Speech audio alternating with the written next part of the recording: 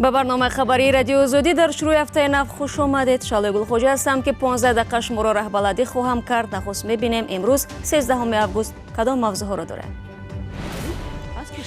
дар натиҷаи нишасти номуваффақи чархбол чанд тан аз кӯҳнавардони хориҷӣ маҷрӯҳ шуданд. Сабаби бархӯрд бо кӯҳ номусоидии ҳаво будааст. дастархони пуршукӯҳии дона дар рӯзҳои таҷлили иди қурбон нархи гарон хоҳад дошт. Кумитаи умури дин ваъда додааст ки рейд мегузаронад. ва гирӯдори оғози соли хониш нархи баланди либосҳои мактабӣ баъзе волидайнро ба гирифтани қарз водор кардааст. писарона арзонтар ҳаст. либосҳои духтарона бениҳоят қимат. мақомоти тоҷикистон мегӯянд ки амалиёти наҷоти кӯҳнавардон ва ҳайати парвози чархболи Ми-8 оғоз шудааст. Чархболи ҳомили кӯҳнавардон шоми дирӯз дар ҳудуди ноҳияи Лахш нишасти номуваффақ дошт. ҳоли ҳозир 6 нафар, 5 кӯҳнавард ва як узви ҳайати парвоз ба бемористони ноҳияи Лахш интиқол ёфтанд. гуфта мешавад вазъи саломатии онҳо мӯътадил аст. Сафорати Русия мегӯяд 13 нафари онҳо шаҳрванди Русия мебошанд. Як кӯҳнавард аз Беларусия будааст. Кумитаи ҳолатҳои фавқулодаи Тоҷикистон гуфт ҳамаи кӯҳнавардон ва 3 сарнишини чархбол зинда ҳастанд. албатта ҳодисаи марбут ба кӯҳнавардон амри тасодуф аст, вале ҳамлае ки нисбати 7 сайёҳи хориҷӣ дар 2 ҳафтаи пеш сурат гирифт амали таҳризӣ шуда буд. аммо мақомоти тоҷик мегӯянд тири ҳамлаварон ба истилоҳ хок хӯрдаву таъсире ба омаду рафти ҷавонгардон надоштааст. ин мавзӯъро Бароди Юсуфӣ дар ҳошияи нишасти вобаста ба туризм дар ҳафтаи гузашта бо масъулин дар миён гузошт. кумитаи рушди сайёҳии Тоҷикистон ҳадафи аслии даҳшатафканон ки ҳамлаи хунин ба гардишгарон дар Данғараро анҷом доданд номуваффақ унвон кард. ба қавли масъули ин кумита пас аз ин амали террористӣ низ ҷараёни боздиди сайёҳони хориҷӣ аз Тоҷикистон коҳиш наёфтааст. имрӯз ягон сайёҳ ё ширкати сайёҳӣ барномаи худро барои сафар ба Тоҷикистон қатъ накардааст ва ман фикр мекунам ки мо ширкатҳои сайёҳӣ ва ҳам сайёҳон фаъолияти худро тибқи барномаҳои қаблан тарҳрезӣ шуда идома медиҳанд. пас аз ҳамлаи террористӣ ва кушта шудани 4 гардишгари хориҷӣ дар Тоҷикистон, раиси кумитаи рушди сайёҳии Тоҷикистон бо волидайни 2 сайёҳи кушташудаи амрикоӣ аз тариқи интернет тамос дошта ба наздиконашон арзи таслият кардааст. дар зимн волидони 2 сайёҳи кушташудаи амрикоӣ аз таъсиси як бунёди хайриявӣ барои рушди ҷаҳонгардӣ аз тариқи дучарха хабар додаанд. онҳо ёдовар шуданд ки як фонди хайриявӣ низ созмон доданд ба хотири фарзанди хеш ба номи он ва дар ин бора низ суҳбат сурат гирифт. ин суҳбатҳо дар ҳошияи ҷаласаи шӯрои рушди сайёҳии кишварҳои узви иттиҳоди давлатҳои мустақил дар шаҳри Душанбе анҷом шуд ки кишварҳои узви ин шӯро ҳамчунон мавзӯи таҳияи барномаи рушди сайёҳӣ дар кишварҳои иттиҳоди давлатҳои мустақил то соли 2030-ро баррасӣ мекарданд. аммо мавзӯи таъмини амнияти гардишгарон дар ин ҳамоиш баррасӣ нашуд. тибқи муқаррароти созмони мо таъмини амнияти сайёҳон вазифаи ҷудогонаи ҳар кишвар аст ва ба ин далел дар барномаи рушди сайёҳии иттиҳоди давлатҳои муштарак ин нукта зикр намешавад. бар асоси омори кумитаи рушди сайёҳӣ дар нимсолаи аввали соли ҷорӣ беш аз 950 000 шаҳрвандони хориҷӣ аз Тоҷикистон дидан карданд ки беш аз ним миллион нафари онҳо ҳамчун сайёҳ номнавис шуданд. дар тӯли соли гузашта бошад дар маҷмӯъ танҳо ҳудуди 430 000 сайёҳ ба Тоҷикистон ташриф оварда буд. ро меорем ба мавзӯъҳои дигар. додгоҳи шаҳри Бухтар ҳукмашро нисбати зани 73 сола ки сокини вилояти Хатлон аст эълон намуд. маъмурони идораи мубориза бо маводи мухаддири вилоят раҳбар Аминованро баҳори имсол дастгир карда. ҳамроҳи ӯ 2 нафари дигарро ҳам барои қочоқи наша боздошт намуданд, вале баъдан яке аз онҳо ки корманди худи оҷонсӣ будааст раҳо гардид. орзуи Карим ин мавзӯъро пайгирӣ кард. زنی 73 ساله رهبر امینова که با جرم قاچاق مواد مخدر گمانبر بود برای 8 سال روانه زندان شد. این زن بر اساس ماده 200 قسم 3 کودکس جنایی جمهوری تاجیکستان یعنی که استفاده و قاچاق مواد مخدر گمانبر بود که دادگاه او را 8 سال روانه زندان کرد. حکم او تازه صادر شده است، یعنی هفته گذشته صادر شده، هنوز قوه قانونی نگرفته است. اما با گفته همصحبتان ما از دادگاه ولایت ختلان عریضه کساتیانی یا ناراضگی از این حکم از نزدیکان و از وکیل او به دادگاه نرسیده است و چند روز دیگر آنها وقت دارند که از روی این حکم به دادگاه شکایت برند. اما در صحبت تلفنی نزدیکان رهبر امینوا صحبت خودداری کردند و نظر خودشون درباره این حکم نگفتند. اما در گذشته رهبر امینوا در صحبت با رادیو آزادی در منزل زیستش گفت که او قسما تصدیق میکند که گناهکار است و تلاش داشت که بیگناهیش را اثبات کند و از تالار دادگاه به آزادی برآید. رهبر امینوا که با شرطی دور نرفتن از منزل زیستش در آزادی به سر میبرد و شناسنامه‌اش در دست مقامات تفتیشات قرار داشت. اما طبق گزارشی که در رادیو آزادی است، رهبر امینوا روز مرافعه که حکمش اعلام شده است از تالار دادگاه به محبس یعنی به بازداشتگاه برده شده است که دیگر ما نتوانستیم با او صحبت کنیم. شما برنامه خبری رادیو آزادی را تماشا دارید. امسال برای نخستین بار زائران توجیک امکان پیدا کردند که از فرودگاه کولوب به عربستان سعودی سفر کنند. پرواز هواپیمای شرکت سامان ایر طریق این خط سیر مستقیم روز گذشته شروع شد. زائرانی که ساکنان منطقه کولوب بودند میگویند فراهم آمدن چنین امکانیت رفت آمد آنها را به مراتب آسان‌تر میکند. راه اندازی نخستین خط سیر کولوب عربستان یک هفته قبل از فرارسی عید قربان صورت میگیرد. یکی از دو جشن‌های اساسی مسلمانان تاجیکستان که باید با دسترخوان خاکسارانه تجلیل شود. آراستن دسترخوان پرشکوه جریمه داشته است. در این شب و روز اکثر ساکنان برای عید قربان آمادگی دارند. میگویند برای آراستن دسترخوان ناگزیر باید چیزی خرند. سیلیگل سیدوا بعد از گشت و گذار در بازار از نزد این دانه فروش بالاخره چیزی نخرید. نمی قندای سفیده که ایکو هوای میگیرم غولینگ میگیرم. پیسته تماما نرخ قیمتش نمیگیرم زور نمیرسه.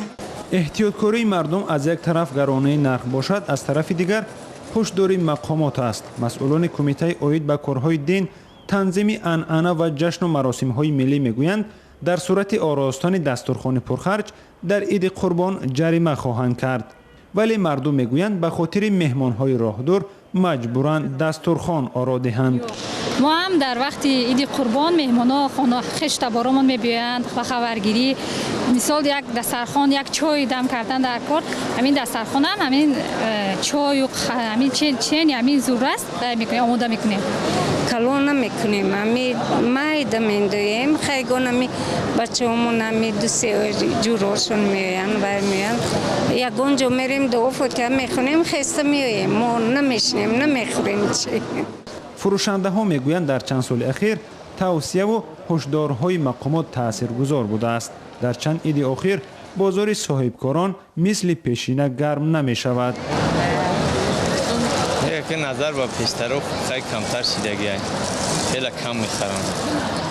مسئولان کمیته دین میگویند امسال در روز عید قربان در منزل شهروندان رید میگذرانند و هدف از آن هم پیشگیری از بالاروی نرخ‌ها در بازار است. از آن هنوز هم مشکلات در این عرصه جای دارد که یکی از آنها محض همین آراستن دسترخوان‌های پردبدبه عیدانه به حساب می‌رود. حجم جریمه را برای ویران کردن قانون تنظیم دادگاه معین می‌کند ولی آن برای شخصان واقعی 5000 سامانی مقرر شده است. اقدام اخیر کمیته دین برای جلوگیری از دسترخوان‌های پرخرج را برخی کارشناسان نقض آزادی‌های شهروندان می‌دانند. برنامه را ادامه میدیم. هر سال در استانه سال نو خانیش تردد والدین هم زیاد می شود. اکثر پدر و مادران کوشش میکنند فرزندان با لباس و کفش و جزودانی نو و زیبا تحصیل را شروع کنند. اکثر خانواده ها در تاجیکستان حداقل از 2 تا 4 خواننده دارند و سر و لباس مکتبی را هم وابسته به جیبشان میخرند.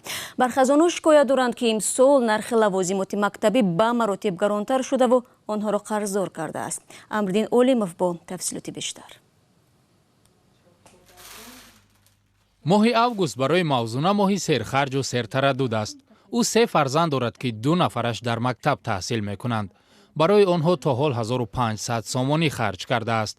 اما با این کارش تمام نیست و معاش نوبتی را انتظار است. پسر تقریبا یک 600-700 سومون رفت از اون سببی که پسرانه ارزانتر هست.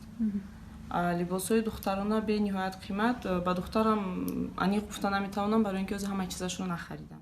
موزونه در یک شرکت خصوصی کار میکند و درآمد ماهانه خانواده‌اش حدوداً 4000 سامانی است.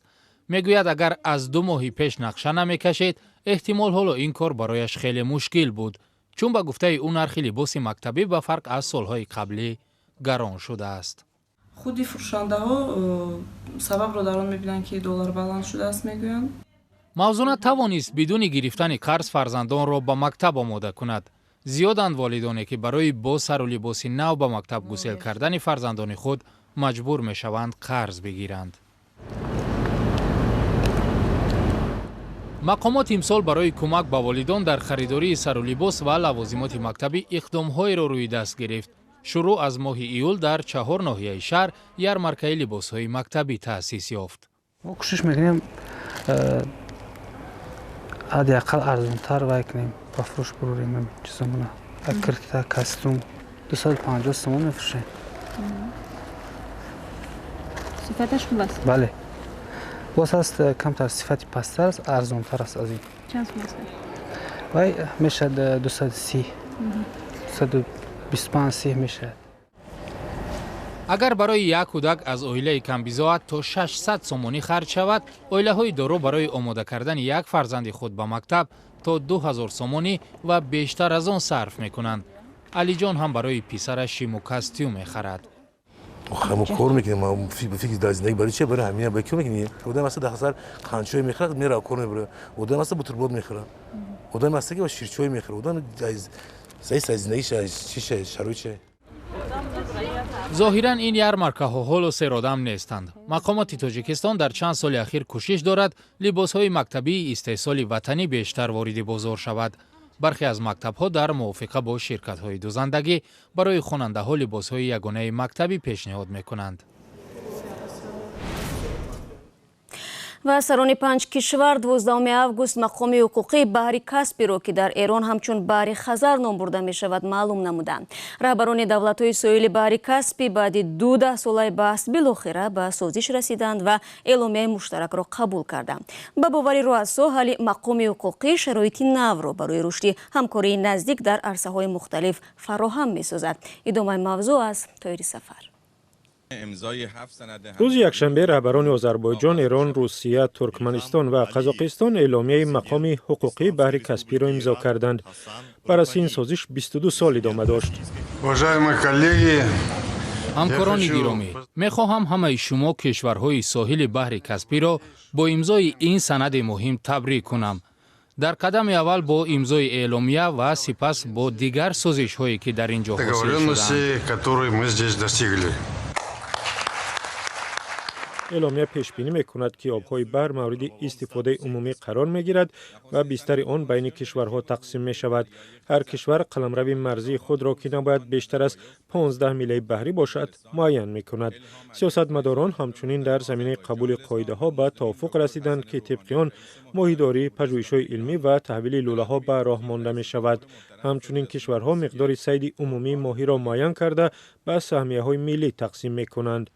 گرچه ما خط مبدأ را در این کنوانسیون مشخص نکردیم، اما تصریح کردیم برای کشورهایی که دارای ویژگی خاصی سواحل اونها هست و مضرس نیست، اونها باید از ویژگی خاصی برخوردار باشند که مقصود سواحل جمهوری اسلامی ایران است. و جز این در بخش همکاری‌های نظامی هم سازشنامه به امضا می‌رسد. سخن درباره منع ساختمان پایگاه‌های نظامی خارجی در ساحل بحر کاسپی می‌رود. شکل کامل این گزارش رو شما میتونید در شکل کتبی و هم ویدیویی در سامانه ما پیدا کنید و بنابر کمی فرصت بعضی از گزارش‌های ما در برنامه نگنجیدن. این گزارش رو هم شما میتونید در آزادی ویدیو کانال مخصوصی رادیو آزادی ببینید. خب در این لحظه ها برنامه امروز رو انجام میدهیم. جزئیات خبر و گزارش رو طوری هم در بالاتر گفتم. شما میتونید در سامانه ما www.azadi.org دسترس نمایید. صفحه های ما در همه شبکه‌های اجتماعی نظیر ادناکلاسنیک، فیسبوک، اینستاگرام فعال است و البته تماشای آزادی ویدیو یوتیوب رو که کانال مخصوصی ما در رادیو آزادی است فراموش نکنید. تشکر بی اندازه میگویم برای همراهی و تا برنامه فردا که در همین ساعت تقدیم شما می شود. خدا نگهدار.